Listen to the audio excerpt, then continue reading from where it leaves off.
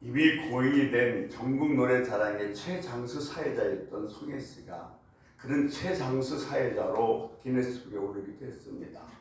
그러니까 이런 말을 했습니다. 인생을 살아가면서 땡소리를 듣지 못하면 결국 성공할 수 없다. 이 말은 우리가 어려서부터 따갑게 들었던 이야기, 실패는 성공이 어머니다라는 이야기와 일맥상통합니다. 실패는 성공의 어머니이다. 실패한 사람들을 위로한 말이기도 하겠습니다만 정말로 실패를 교훈 삼아서 승리한 사람들이 있기 때문입니다. 여러분, 세계적으로 아주 역사적인 발자취를 남긴 사람들도 보면 처음부터 승승장구했던 사람은 별로 없습니다. 다 실패를 경험했고 그 실패를 교훈 삼아서 마침내 승리를 거두게 되었던 것입니다.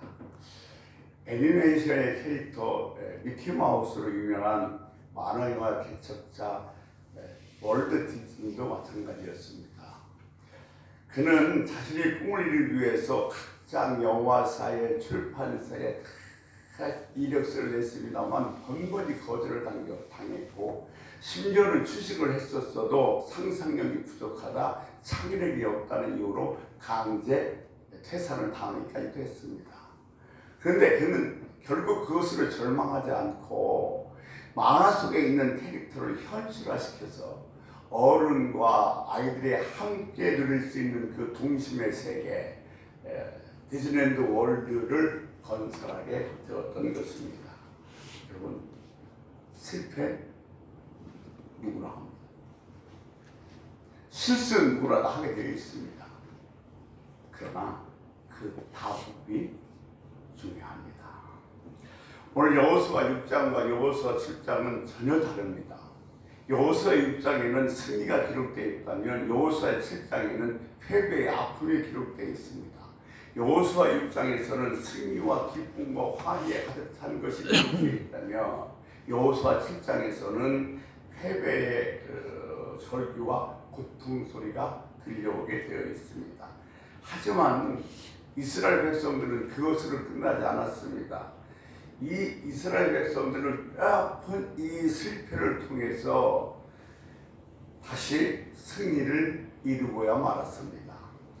가나안 땅에 들어간 이스라엘 백성들은 초롱성이라고 도저히 이길 수 없고 함락시킬 수 없다는 여리고성을 함락시켰습니다.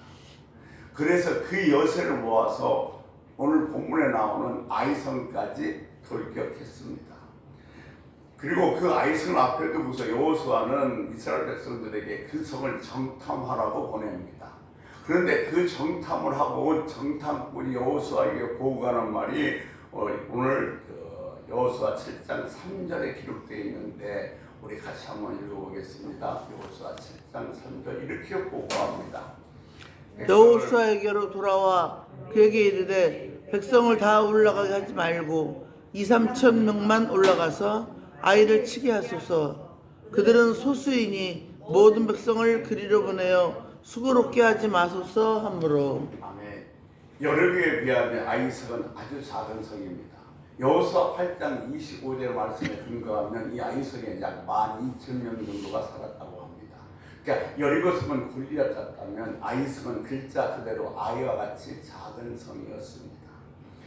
그러니까 이 작은 성이니까 백성들을 다 올라가는 수고로움을 하지 말고 2-3천 명만 올라가도 충분히 이길 수 있다는 것이 연탄꾼들의 보고였습니다.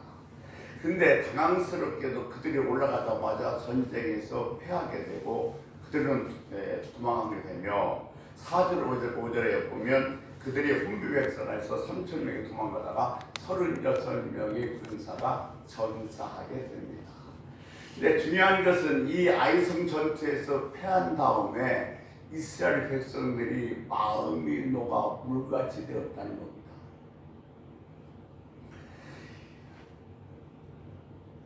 두려움에 빠진 백성들은 전의를 상실한 채 기진맥전에서 두려움에 떨고 있었습니다. 사실은 가나안 사람들이 갖고 있는 마음이 바로 그런 마음이었습니다. 이스라엘 백성들이 하나님과 함께하는 이스라엘 백성들이 올라온다 하니까 그들은 마음이 녹아 물같이 되었습니다. 그래서 여호수아 2장 11절 말씀에 보면 기생 라합이 여리고성을 정탐해왔던 그 사람들을 돌려보내면서 이런 얘기를 합니다. 우리가 듣자 곧 마음이 녹았고 너희로 말미암아 사람이 정신을 잃었다. 이게 여리고성에 살고 있는 사람들은 하나님이 함께 하시는 이스라엘 백성이 온다는 소리를 듣고 마음이 녹아서 물 같은 그 두려움에 쌓이게 되었던 것입니다. 여호수아 5장 1절의 말씀에 보면 요단 서쪽에 있는 지방의 아모리 사람과 그 왕들과 해변가의 가나안 족속과 그의 왕들도 다 그러했다고 기록해 놓고 있습니다. 가나안 원주민과 왕들도 하나님이 함께 하신, 즉 홍해를 가르고 요단 전편에서 아모리 왕을 물리쳤던 그 이스라엘 백성들이 올라온다는 소식을 듣고 마음이 녹아서 물같이 되었고 정신을 잃어버릴 정도로 충격에 빠졌던 겁니다. 그런데 그 형상이 지금 어디에 나타나냐면 가나안 족속에 있었던 형상이 지금 이스라엘 백성들에게 나타나고 있는 것입니다. 왜 그랬을까요? 사기준천했던 그 이스라엘 백성의 군대들이 왜 이렇게 공포에 떨어서 마음이 녹아서 불같이 되는 그런 두려움에 사로잡히게 되었을까요? 물론 36명이 죽었기 때문에 그럴 수도 있겠어요. 왜냐하면 아이성에서는 한 명도 사상자가 나지 않았습니다. 그러니까 36명이 죽었다는 것은 전실에 손실이 있는 것은 틀림이 없습니다. 그러나 이 이스라엘 백성들이 지금 마음이 녹아서 물같이 되는 그 두려움에 사로잡히게 된 것은 다른 것이 아니라 하나님이 자기와 함께 하지 않았다는 것 때문에 그렇습니다. 이스라엘 백성들은 철옹소 같은 여리고성을 무찌렀을 때에 하나님이 함께 하셔서 이 전쟁은 하나님께서 이기게 하신 것이라고 확신을 했습니다. 그런데 이 아이성에서 패배함으로 말미암아 커다란 충격이 받았던 거예요. 그러니까 이 아이성에서 패했다는 것은 즉 자기들이 생각하는 하나님께서 자기를 뭐요? 함께 하지 않았기 때문에 패했다고 생각했기에 그들의 마음은 녹아서 물같이 되는 그런 두려움에 사로잡히게 되었던 것입니다. 실패가 실패로 끝나면 그냥 실패입니다. 그런데 실패를 통해서 내가 뭔가를 얻고 뭔가를 배운다면 그것은 성공으로 가는 과정일 뿐인 것입니다. 아이성이 패배한 이후의 이 전투에서 우리에게 주는 교훈이 세 가지가 있습니다. 오늘 본문을 통해서 이 세 가지 교훈을 같이 한번 생각해 보려고 합니다. 첫째, 한 개인의 범죄가 공동체의 범죄가 되었다는 사실입니다. 그러니까 한 사람의 죄가 공동체의 죄가 될 수 있다는 겁니다. 여호수아 7장 1절에 보면 삽대의 손자 갈무의 아들 아간이 온전히 바친 물건을 가졌으므로 여호와께서 이스라엘 자손들에게 진노하셨다고 되어 있습니다. 이스라엘 백성들이 아이성 전투에서 패배한 이유가 뭐예요? 아간이 하나님의 명령을 어기고 범죄했기 때문에 그렇습니다. 이에 여호와께서는 이스라엘에게 진노하셨던 겁니다. 하나님은 여리고 전투에서 이런 말씀하셨습니다. 전쟁에서 승리해도 너희는 그 전리품을 취하지 말라 하셨습니다. 전쟁에서 이기면 그 전리품은 전쟁에서 이긴 사람들 것입니다. 승리한 군대의 사람들 것이에요. 그런데 하나님은 전쟁에서 이겼다 할지라도 절대로 전리품을 취하지 말라고 했습니다. 왜냐하면 이 전쟁은 하나님이 하신 전쟁이기 때문에 그렇습니다. 그래서 너희는 온전히 바치라고 그랬는데 그 갈미의 아들 아간이 시내살 외투 한 벌과 은 200세겔과 금 50세겔을 보자 마음을 통해서 하나님을 탐내어서 가져다 숨겼습니다. 아간이 하나님 명령을 어겨준 죄를 범했습니다. 그러나 이렇게 고백합니다. 보고 탐내어 가졌나이다. 모든 죄의 근원은 탐욕이시다. 야고보서 1장 15절의 말씀에 보면 이렇게 기록하고 있죠. 욕심이 잉태한즉 죄를 낳고 죄가 장성한즉 사망을 낳느니라. 여러분, 사실 우리가 기도하면서도 한 번씩 점검해 보야 될 것은 내가 좀 욕심으로 기도하고 있는 것은 아닌지. 그래서 늘 이런 얘기를 합니다. 우리가 정말로 이 기도라는 것은 하나님의 편절을 내가 느끼고 하나님께 시선을 맞추며 하나님과 대화하는 것이 기도인데, 기도는 하나님의 손을 구하는 것이 아니라 하나님의 얼굴을 구하는 겁니다.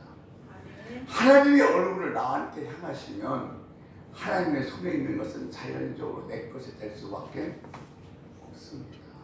그러니까 우리가 열심히 기도를 하지만 혹시 내가 기도하는 것이 욕심으로 하고 있는 것은 아닌지 늘 한 번씩은 살펴봐야 될 것입니다. 탐욕은 보는 것에서부터 시작됩니다. 잘 봐야 돼요. 보지 말아야 될 것은 보지 말아야 됩니다. 하와도 뭐요? 선악과를 보니까 보암직도 하고 먹음직도 하고 결국 고문으로 말미암아 선악과를 따먹는 죄를 저지르고 맙니다. 다윗도요. 다윗의 범죄는 어디서부터 시작되면 밧세바를 보는 순간부터 의욕이 생겨서 범죄가 시작되는 것입니다. 이게 물건을 보면 가지고 싶은 마음이 생긴다는 거예요. 그것이 사자성어로 우리 견물생심이라고 하죠.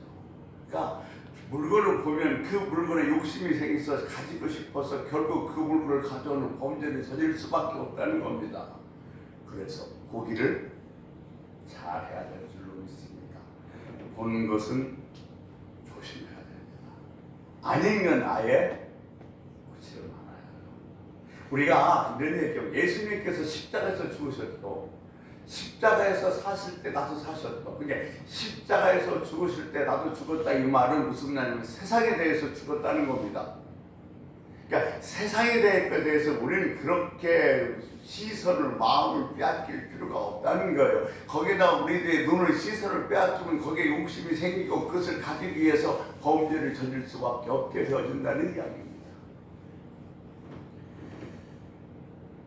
하나님은 아간의 범죄에 진노하셨습니다.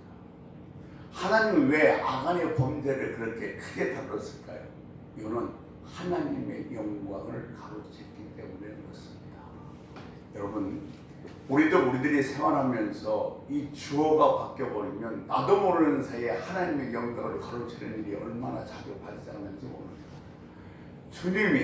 주님이 하셨습니다. 주님이 하게 만드셨습니다. 주님이 이루셨습니다. 이것이 주어가 바뀌어서 내가 되면 내가 했습니다. 내가 수고했으면 내가 이루었습니다. 이렇게 되는 순간 하나님의 영광을 내가 가로채게 되는 것이 되기 때문에 그렇습니다.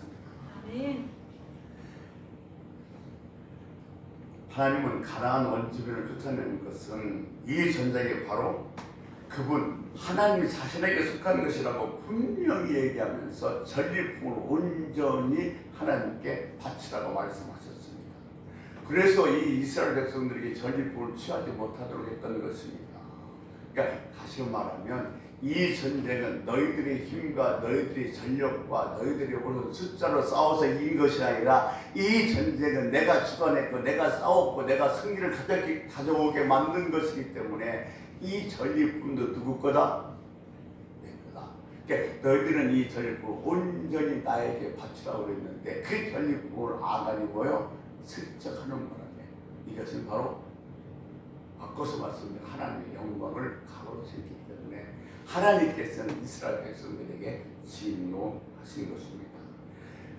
그래서 여호수아 10장에 가서 보면 여호수아는 여호와께서 이스라엘과 싸우셨기에 가나안 모든 그 왕과 그 땅을 빼앗을 수 있었다고 고백하고 있습니다. 하나님은 아간의 범죄 때문에 이스라엘 전체에 대해서 진노하셨습니다.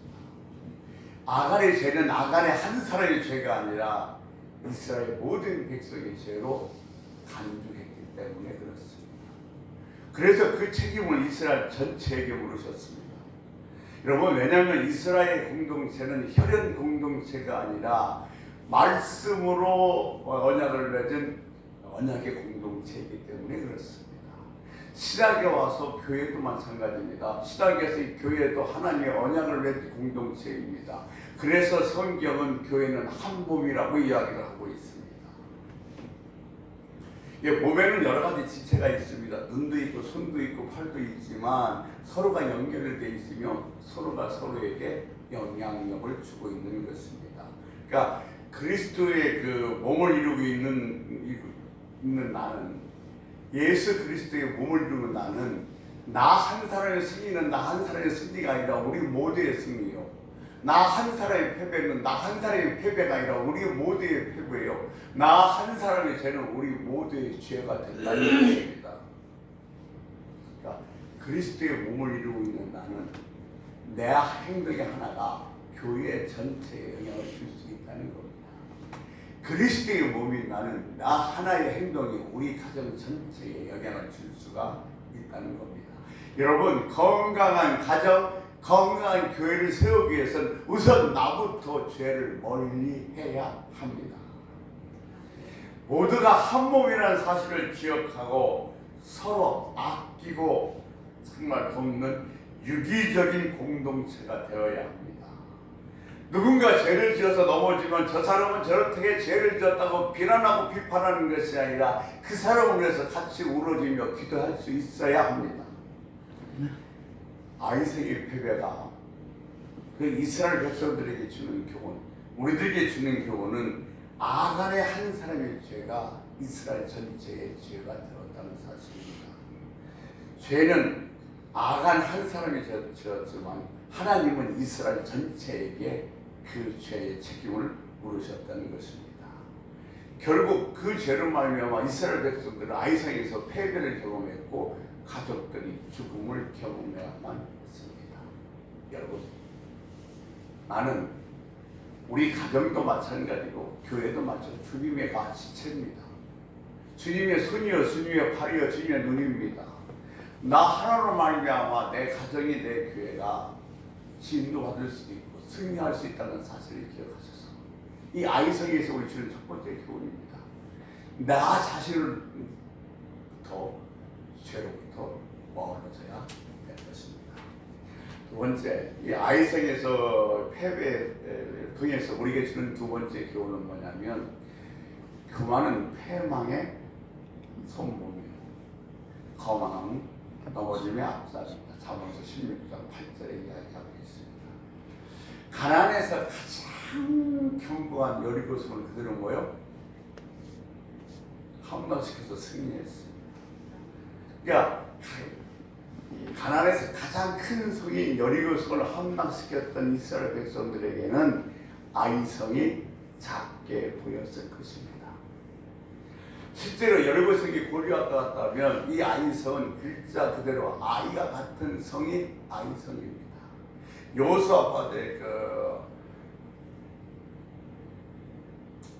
그래서 특별한 전략도 세우지 않고 3,000명 정도만 되는 군사를 올려보냈던 것입니다.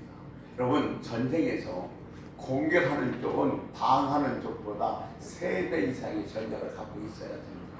그러니까 지금 이 아이성은 여호수아 8장 25절에 보면 거기에 약 12,000명이 거주했고 해발 800m에 있는 성이기 때문에 최소한도 10,000명 이상은 올라가야만이 그 전투에서 승리할 수 있다고 학자들은 이야기합니다. 그런데 여호수아는 직접 전투에 나서지도 않고 3,000명만 올려보냈습니다. 여리고성을 무너뜨린 다음에 이 아이성쯤이야 하는 사망대원이었습니다. 그러니까 아이성을 다녀온 이스라엘 백성들의 정탐 보고를 보면 그들이 얼마나 자만했는지를 알 수가 있습니다. 우리가 읽었습니다만 여호수아 6장 3절에 보면 이 3,000명만 올라가 치게 하소서, 백성들이 많이 올라가는 수고롭게 하지 마소서라고 보고하고 있습니다. 그러니까 여리고성을 이겼던 저희들은 이 아이성쯤이야 이 3,000명만 가져도 충분히 이길 수 있다는 그런 교만, 자만감에 빠져버렸던 것이 이스라엘 백성들이 아이성 전투에서 패배한 두 번째 이유였던 것입니다. 여러분, 실제로 그들은 하나님을 의지한 그 자기 백반 나갔다가 결국 뭐요? 패했고 36명이라는 전사자를 냈습니다. 하나님을 의지하지 않는 겁니다. 교만은 하나님을 의지 않는 것이 교만입니다. 하나님 없어도 얼마든지 할 수 있다고 생각하는 것이 교만입니다. 하나님의 은혜가 아니어도 얼마든지 내 뜻대로 해나갈 수 있다는 것이 교만이고 자만입니다. 여러분, 직장과 가정과 어떤 일에도 하나님의 도움 없이 내가 다 해낼 수 있다, 나는 그런 능력이 있다고 생각하는 것, 이건 교만이고, 이 교만은 패망의 선봉장입니다. 교만한 사람은 엎드러질 수밖에 없습니다. 교만한 것은 질 수밖에 없습니다. 여러분, 우리는요, 하나님을 의지하지 않고는 살아갈 수 없게 그렇게 창조된 인간입니다.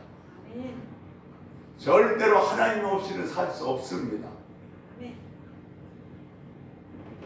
하지만 아직도 많은 사람들이 하나님 없이도 살 수 있다고 생각합니다. 하나님이 대적하고 창조 질서를 거스리고도 불구하고 하나님의 심판을 전혀 두려워하지 않고 있습니다. 여러분, 우리는 하나님이 없이는 살 수 없습니다. 하나님의 도움이 없이는 살아갈 수 없습니다. 철저하게 하나님을 의지해야 됩니다. 이 하나님을 의지하지 않는 것이 바로 뭐냐면 교만인 겁니다.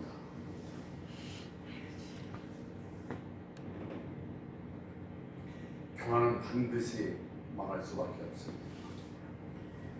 이스라엘 백성들이 아이성 전투에서 패배한 결정적인 이유가 바로 이거예요. 아이성을 우습게 봤고 하나님께 물어보지도 않고 3,000명만 내보낸 그 교만 때문에 결국 이스라엘 백성들은 아이성에서 참패하고 난 것입니다. 야, 아이성의 그 참패가 우리가 주는 세 번째 교훈은 하나님께 물어보지 않았다는 겁니다. 첫 번째, 하나의 죄가 공동체의 죄가 된다. 두 번째, 교만은 결국 망할 수밖에 없다. 세 번째, 하나님께 물어보지 않으면 망한다는 겁니다. 아이성의 패배는 그 아간이 결정적인 요소였습니다. 그가 전입을 가져가는 바람에 하나님께서 이스라엘 전체에 진노를 했는데, 엄연하게 따지면 지도자 여호수아에게도 실수가 있습니다. 그는 하나님의 뜻을 구하지 않았습니다. 그가 여리고성을 점령할 때는 하나님께 묻고 하나님의 뜻을 구하고 하나님의 때를 구했습니다. 여러분, 정말 중요한 것은 우리가 하나님의 뜻을 묻고 하나님의 뜻을 구했으면 하나님의 때를 구해야 됩니다. 여러분, 우리 때와 하나님 때는 전혀 다릅니다. 하나님은 어느 때입니까? 내가 지금 올라가야 되니까 아니면 더 기다려야 됩니까? 하나님의 때를 구해야 될 줄로 믿습니다. 이 여리고 전투에는 여호수아는 철저히 하나님의 허락 아래 움직였습니다. 그런데 이 아이성 전투에서는 진작에 풀어져서 그랬을까요? 여호수아는 하나님 여호와께 묻지를 않았습니다.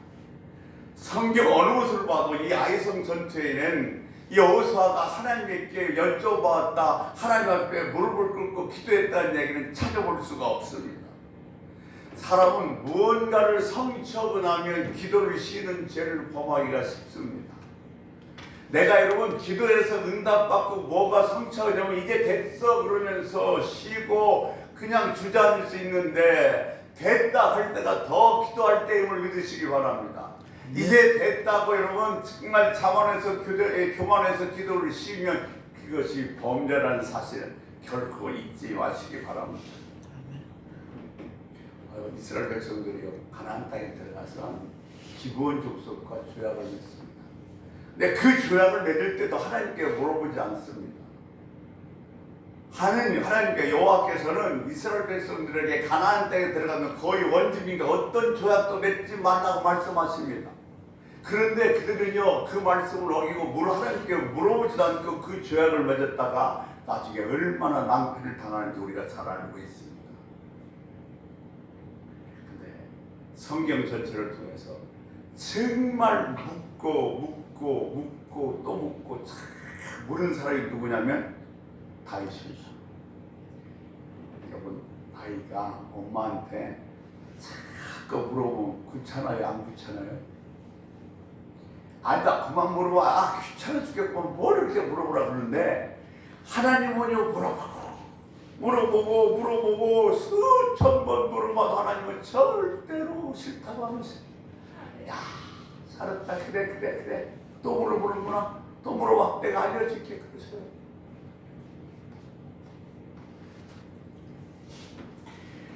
블레셋이 쳐들어왔을 때 다윗은 그래요. 하나님 내가 올라가니까 말이야. 하나님 내가 그들을 내 손에 넘기시겠습니까? 내가 언제 가야 됩니까? 그러니까 하나님의 뜻을 구하고 하나님의 때를 구합니다. 다윗은 하나님께 계속 끊임없이 물었기에 백성할 수 있었고 나중에는 내 마음에 합한 자라는 칭찬도 들을 수가 있었던 것입니다. 그런데 동시에 살지만 하나님에게 물어보지 않았던 망을 보는 사람이 있습니다. 사울은 제가 가시를 새겼을 때에 하나님께 물어보는 것이 아니라 신접한 자에게 물어와서 결국 그는 죽음을 당했고 그의 왕권도 이새의 아들 다윗에게 넘어가게 된 것을 우리 너무도 잘 알고 있습니다. 하나님의 사람은 끊임없이 하나님에게 물어야 합니다. 여러분 물어보십시오. 우리를 창조하신 그분에게 물어보십시오. 내가 어떻게 해야 되는지, 내가 뭘 해야 되는지, 내가 이것을 어느 때 해야 되는지 끊임없이 묻는 것이 저와 여러분의 인생의 성공의 방법인 걸 믿으시기 바랍니다. 아멘. 다윗도 하나님의 뜻을 구하지 않을 때 넘어졌어요. 사울이 그 왕이 자기를 치밀하게 추격을 하자. 혼자만의 생각으로 야 차라리 블레셋에 피하면 내가 좀 살겠다 싶어서 블레셋으로 피했다가 이 친척하다 하면서 살다가 겐시 목숨만 구해서 다시 도망 나왔습니다. 이렇게 교만한 또 이 아이성의 패배는 하나님께서 우리들에게 주는 또 하나의 이유가 있습니다. 여호수아 6장 6절에 보면 이 아이성의 패배 이후에 여호수아가 어떻게 했는지 기록되어 있습니다. 여호수아 6장 6절 우리 같이 한번 읽겠습니다. 7장 6절이요. 7장 6절입니다. 죄송합니다.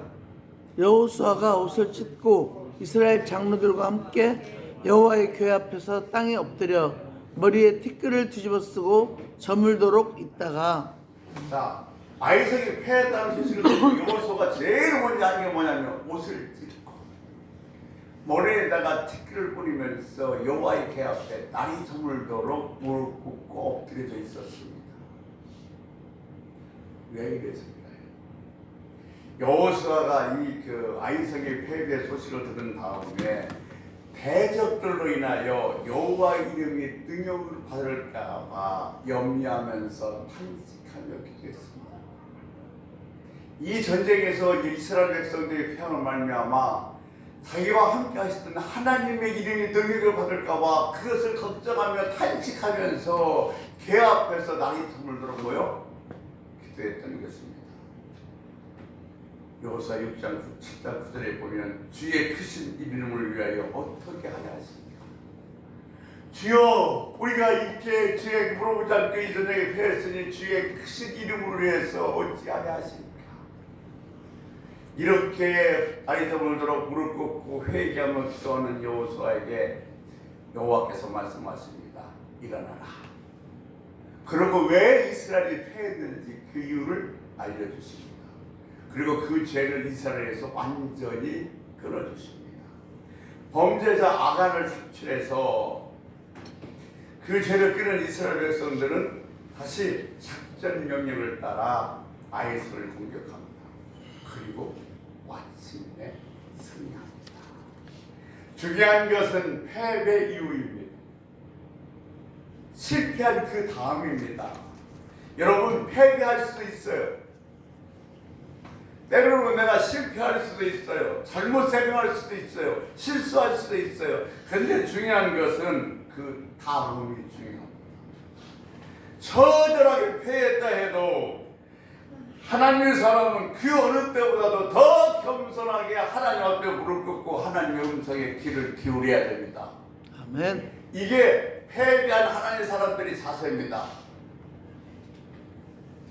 그리고 다시 일어나 도전해야 합니다. 그러나 그 패배를 통해서 아무것도 배우지 못했고 그냥 그 패배로 끝난 사람은 그 패배가 자기 인생의 영원한 패배가 될 수밖에 없습니다. 그러나 실패가 있었습니다. 또 패배도 했습니다. 여러분 보세요. 자꾸 안 돼요. 넘어지기만 해도 여러분 넘어지기만 해서 의욕도 없으세요? 근데 중요한 건 지금부터입니다. 주저하지 말고 다시 일어나 하나님 앞에 나가십시오. 좀 더 겸손하게, 좀 더 간절히 하나님의 음성에 귀를 기울이십시오. 아멘.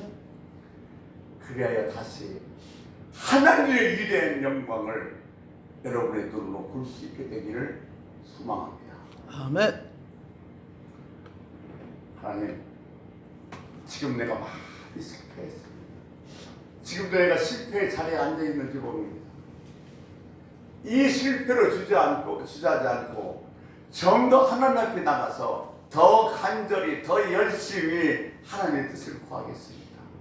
그러므로 나는 내 인생에 살아가면서 수많은 실수와 실패를 통해서 도전의 계단으로 삼고 반드시 그 실패의 교훈을 통해서 성공하는 삶을 살겠습니다 하는 다짐하면서 우리 통성으로 주여 한번 부르시다가 자연스럽게 기도하시다가 자연스럽게 마무리하겠습니다. 우리 주여 한번 부르시고 나는 절대로 이 노래를 듣는다 주여 흔들리지 않겠다고 기도하겠습니다. 주여 한번 부르시겠습니다.